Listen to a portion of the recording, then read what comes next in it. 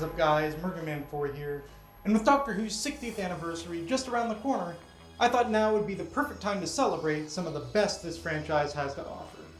Far too short-lived on screen, Paul McGann's 8th Doctor has had a wide breadth of content elsewhere, from novels to audio, effectively a blank canvas that has surprisingly made him one of the most prolific Doctors in spite of his on-screen scarcity.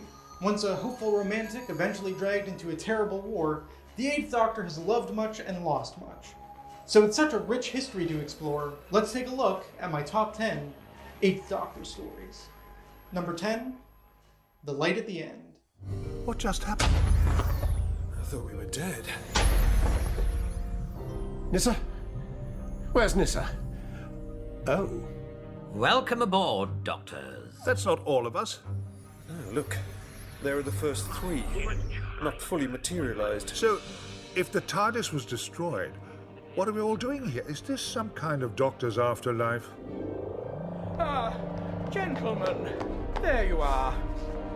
Time to fight back, I think. The Light at the End serves as Big Finish's 50th anniversary celebration, bringing together the first 8 Doctors in a battle for their very existence.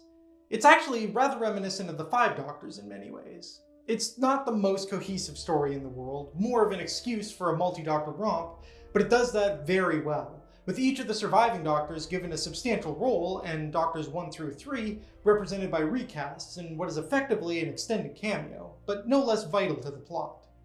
Also like the 5 Doctors before it, it's not until the climax that all the Doctors come together, but we do get some fun pairings in the lead-up, most notably putting the 4th and 8th Doctors together, who bounce off each other marvelously. Frankly, they steal the show. There's also much entertainment to be had with some of the Doctor's companions reacting to his other selves, learning of regeneration for the first time. But it's not long before they start blinking out of existence as the Master's plan comes into effect. Oh yes, he's involved too, and this time he's got his hands on a weapon that's enabled him to erase the Doctor from ever existing. And as time catches up with him, everyone he met, all the good deeds he did, are being undone. It's suitably large stakes for the anniversary celebration, and gives a good excuse for all the Doctors to come together, as they team up to reverse the effects of the Master's machinations. It's a tall order, but The Light at the End manages to be a satisfying celebration that I've gladly revisited time and again. Number 9, Paradox of the Daleks. Is that what you expected to happen? Near enough. Though this day is full of surprises, I'm not making any assumptions. Ha! Something funny? Not really, just ironic. When I arrived here, will arrive here, I thought I was attacked by 3 Daleks. Turns out there were no Daleks here at all. Me and my friends, we were actually being attacked by me and my friends. Arriving on a space station conducting experiments in time travel, the Doctor, Liv, and Helen discover none other than the Daleks on board. But as the title suggests, things aren't as simple as they seem. Paradox of the Daleks is a 2-part story, using its first half to set up a number of intriguing mysteries, while its second half gradually slots everything into place to make a fantastically baffling and wonderfully jaw-dropping experience. The best part about Paradox of the Daleks is the revelation that, really, the Daleks hardly feature at all. For the majority of the runtime, the Daleks we see are actually the Doctor, Liv, and Helen, having been sent back in time to when the Daleks first arrived. It's a lot of fun seeing them have to navigate events pretending to be Daleks and pretending to kill themselves without actually giving the game away, and when more proper Daleks show up and realize there's a traitor amongst them, the Doctor cleverly tricks them into exterminating their future selves, which have been brought back by a time anomaly on the station. In classic paradoxical fashion, I also find a lot of enjoyment from events in the past dictating the future. By which I mean, having traveled into the past, a character mentions something they learned in the future, which turns out not to have actually happened, and they're only told about because they need to know about it to mention it in the past. Okay, that got confusing very, very fast, but the point is, it's a classic bootstrap paradox where the characters have to say or do things solely because their future self has already said or done these things in the past, and I just love the madness of it all. Paradoxes and Daleks. What's not to love? Number 8, Lucy Miller and To the Death. Lucy. I think we both know. There isn't another way, is there? Saucer now entering mine shaft! Grandfather, you can't just let The her... Daleks have got to be stopped. If that warp engine isn't destroyed, the Daleks will conquer the entire universe. You will land your craft and surrender! Well, perhaps you'll learn something today, Daleks. When you can't threaten us with death, you have no power over us at all. Lucy Miller and To the Death basically serves as a big ol' sequel to the Dalek invasion of Earth, with a dash of the Stolen Earth and Journey's End, with the Daleks re-attempting their takeover.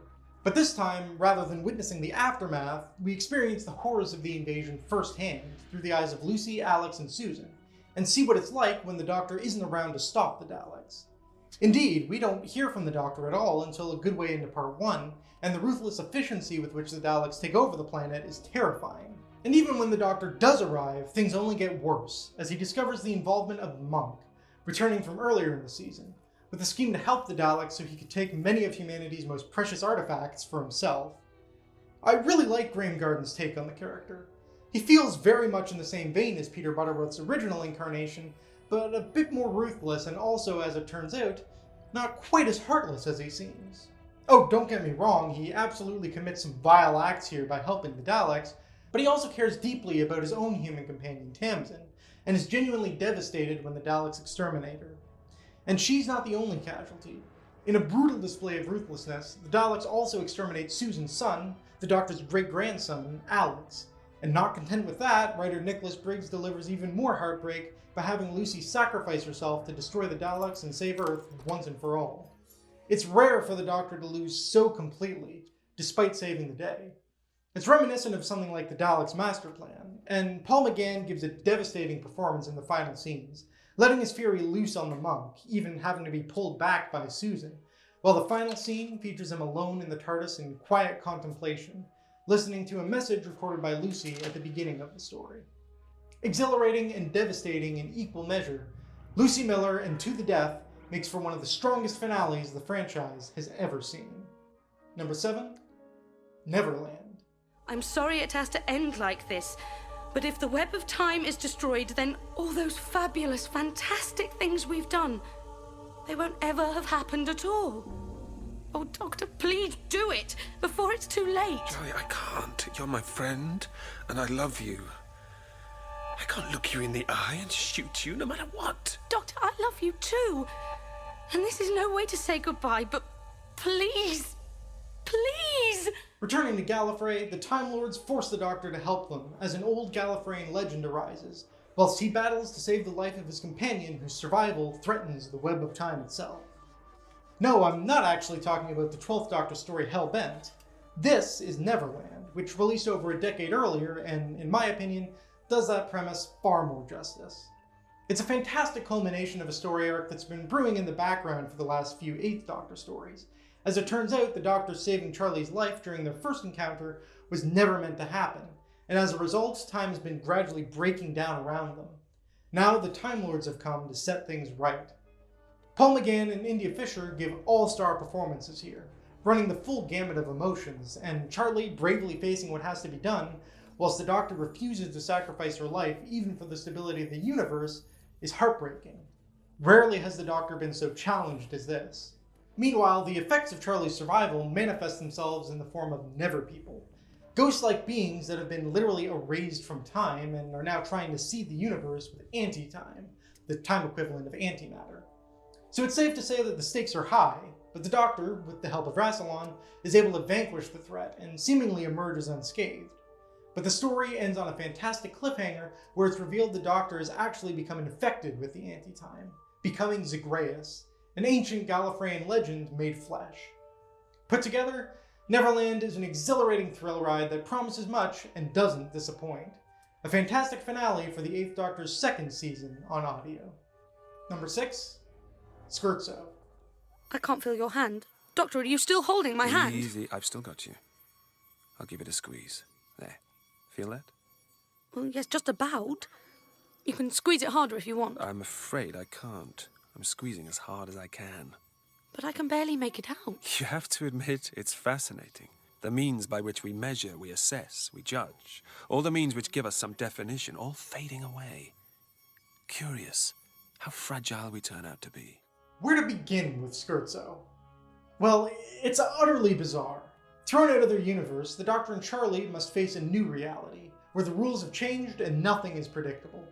Scherzo serves as the introduction to the Divergent Universe arc, and I think it's fair to say is its most successful installment. And what we get is a fantastic two-hander between Paul McGann and India Fisher that takes full advantage of the audio format by placing them in a world where their only sense is sound, allowing us to really focus in on the Doctor and Charlie's relationship and explore the ramifications of the preceding stories, Neverland and Zagreus. I've never been a huge fan of the Doctor as a romantic character, especially towards their companions, but Scherzo puts a different spin on things than we get to see in something like the new series. One which emphasizes the Doctor's alien nature and contrasts how love manifests itself differently in both the Doctor and Charlie. It leads to some surprisingly harsh moments, a coldness you don't expect to hear from the Eighth Doctor, but I honestly prefer this kind of approach. It's clear the Doctor truly does love Charlie, but romance, or at least the human interpretation of it, is still alien to him, and he's grappling with the consequences of those feelings, as well as his anger and dismay that Charlie's love for him means that she continues to follow him into danger unnecessarily. It's a truly fantastic character study, and this is probably the closest the franchise has come to convincing me that a romantic Doctor-companion relationship can work. In addition to this, writer Robert Shearman introduces a truly unique threat to complement the oral environment they find themselves in. A creature made wholly of sound, communicating by regurgitating the Doctor and Charlie's dialogue in a seemingly senseless manner, and the Doctor realizes the creature's feeding on them. Not killing them, but feasting on their noise. It's simple but highly effective, and it's refreshing that this is a monster that needs the victims alive. The goal is escape rather than survival. Altogether, Scherzo is undoubtedly one of the franchise's most unique stories, filled with heart and brimming with creativity. It's a great success. Number 5. Absent Friends. I'm answering that. No. Give it here. Give me the Liv, phone. I said no. There's something going on here. If that's my dad again, I need to speak You to him. can't stop what happened to your father, Liv. You can't keep him alive. Why not? Because it's not what happened. You change history, cause a massive paradox. Tell me why that's bad. It could tear apart the whole of creation. The past is the past, Liv. Change one thing and you never know where the ripples will spread. Please. Absent Friends is an oddity for Doctor Who, in that, as it turns out, no one is ever actually in danger at all. There are no monsters, no evil villain, no sinister plan, but that doesn't mean that there aren't any stakes, and Absent Friends takes the opportunity to tell a quieter tale that has a high emotional toll. The form this takes is twofold, and affects our leads in different ways. Firstly, we have Helen. Having landed a few decades in her future, the temptation to see how her family is doing proves too strong, and she discovers an ugly truth. Inadvertently learning that she never returned to her time after her travels with the Doctor, her sudden disappearance had negative consequences for those she left behind, and it's immediately apparent that their lasting impression of her is not as fond as she might like. It's a startling lesson about the dangers of peeking into one's own future, and the dawning realization that it would have been for the best to just leave it alone is heartbreaking.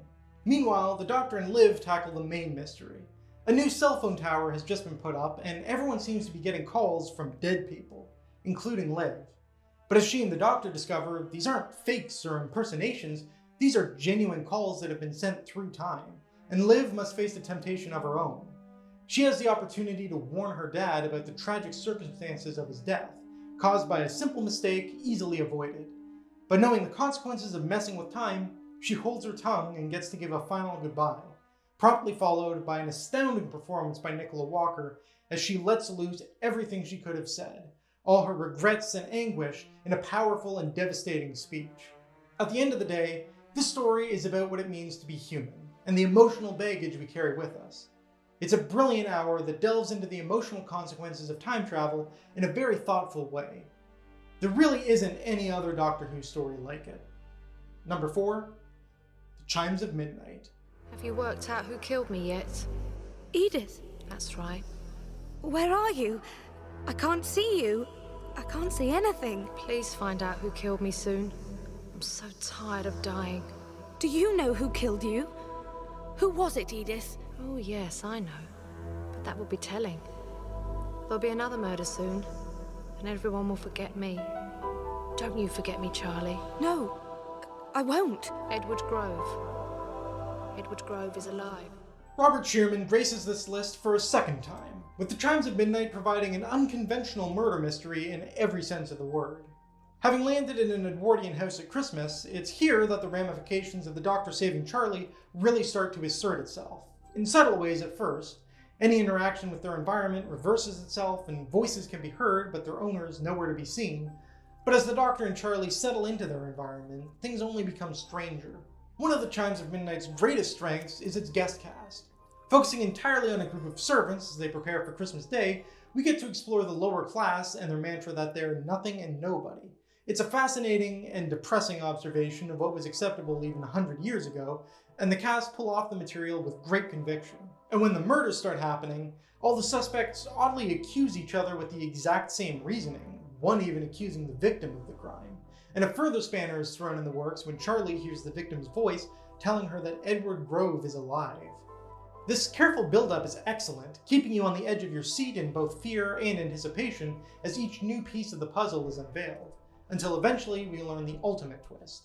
The killer isn't any one of the servants, but the house itself, manifesting itself via the paradox of Charlie's survival when history dictates she died, and also through the tragedy of scullery maid Edith, who, as it turns out, would go on to be Charlie's childhood cook, and sadly killed herself upon learning of Charlie's death, as she was the only person to ever show her kindness or compassion. It's a dark twist that packs a real punch, suddenly making the situation much more personal and emphasizing that the Doctor's actions aren't without consequences.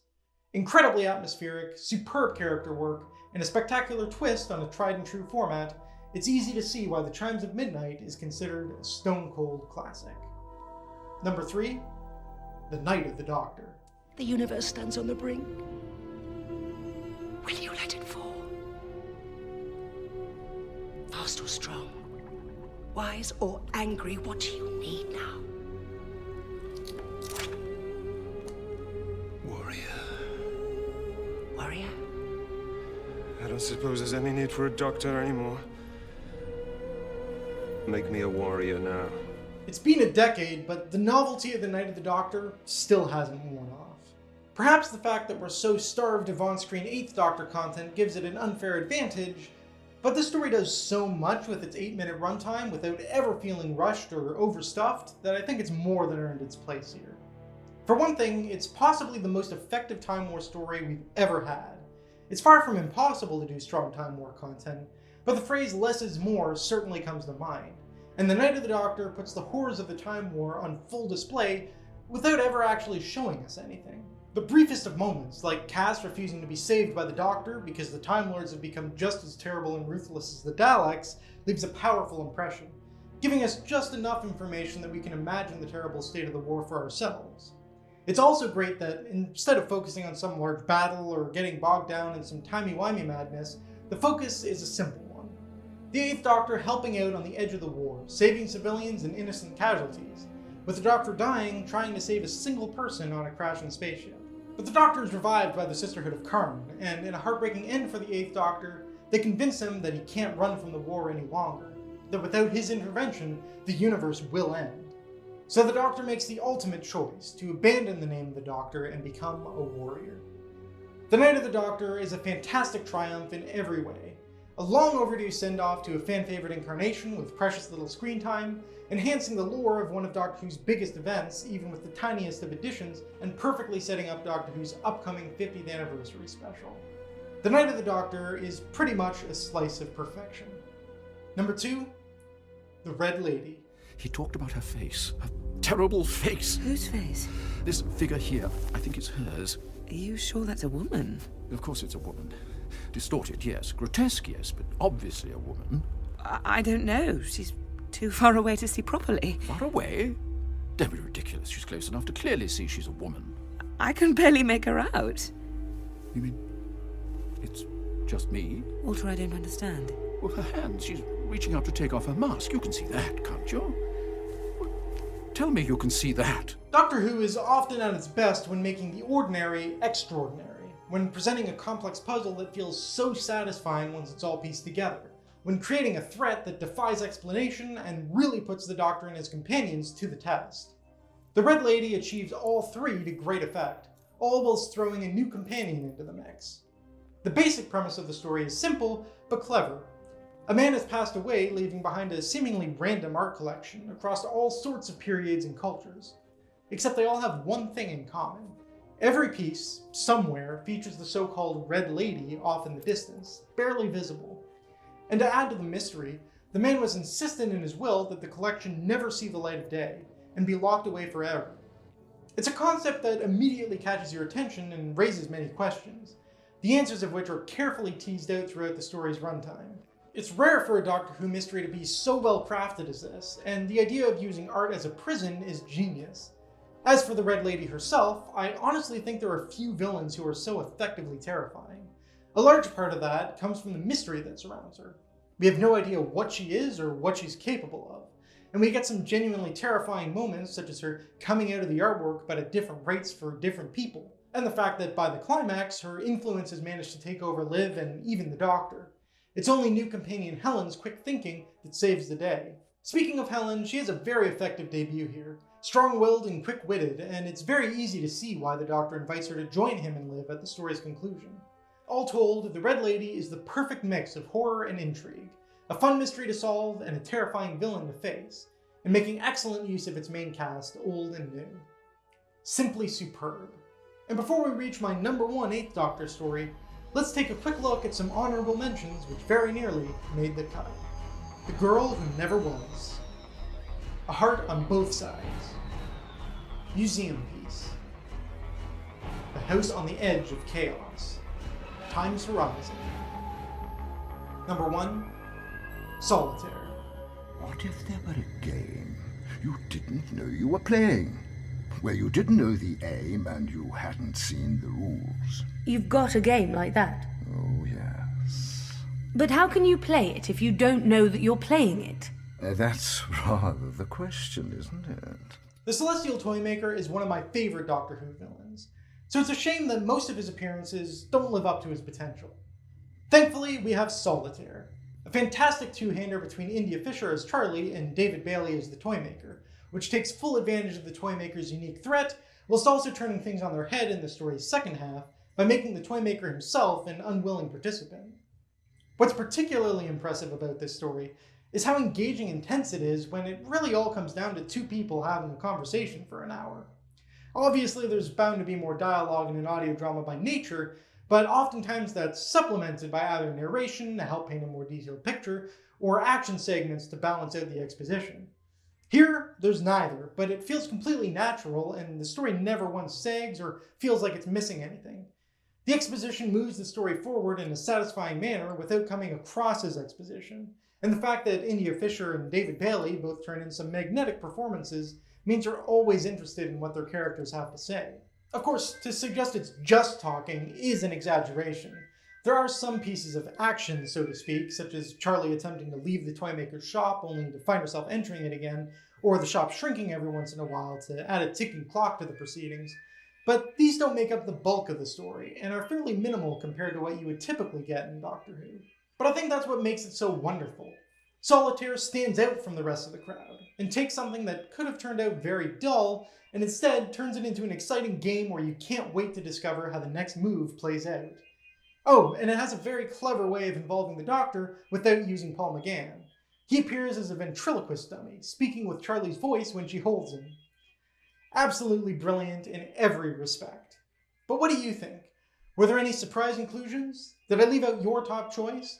Let me know what your favorite 8th Doctor stories are down in the comments below. And with that, Merganman4, over and out, and I'll see you all next week with my top 10 War Doctor stories.